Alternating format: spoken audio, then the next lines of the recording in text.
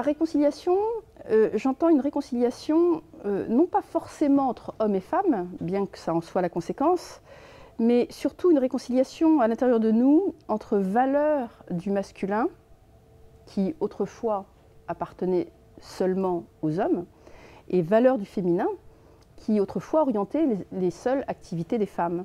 Et c'est la première fois dans l'histoire de l'humanité que nous avons la possibilité de réconcilier ces deux valeurs à l'intérieur de nous.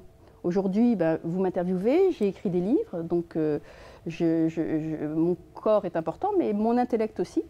Donc là, je réconcilie à cet instant, en vous disant ça, les valeurs du féminin et du masculin. Et nous pouvons tous, aujourd'hui, que nous soyons hommes et femmes, réconcilier ces valeurs à l'intérieur de nous. Et c'est une clé, pour moi, essentielle de la réussite dans tous les domaines, cette réconciliation. Et nous n'avons pas conscience à quel point nous continuons, hommes ou femmes, et les femmes peut-être encore plus que les hommes, à dévaloriser les valeurs du féminin. Par exemple, si je vous dis, vous êtes vulnérable, vous êtes passive, vous êtes dépendante, vous allez me chasser en pensant que je suis en train de vous insulter. Alors que ces valeurs sont des valeurs extrêmement puissantes. Nous n'avons pas conscience que nous soyons hommes ou que nous soyons femmes, à quel point nous dévalorisons les valeurs du féminin. Donc par exemple, si je vous dis que vous êtes vulnérable, que vous êtes passive, que vous êtes dépendante, vous allez croire que je suis en train de vous insulter.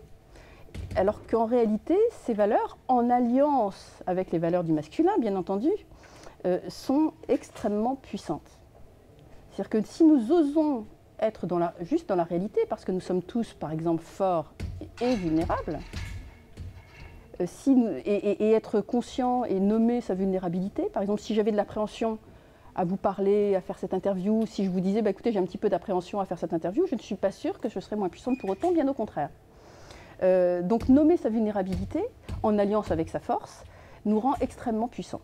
Et ça, nous avons besoin de l'expérimenter et nous emmenons dans nos séminaires de coaching, les femmes et les hommes, à une véritable prise de conscience de cette puissance, par exemple aussi de la passivité. Et je pourrais vous en parler des heures. Par exemple, nous sommes dans une société où nous sommes tous hyperactifs parce que nous n'accordons aucun repos, aucun même moment de maturation à un projet ou à une décision. Et nous avons vraiment besoin de réapprendre cette valeur de la passivité qui est ô combien puissante. Savoir se taire, c'est aussi important que de savoir parler, pour comprendre notre puissance et être véritablement puissant.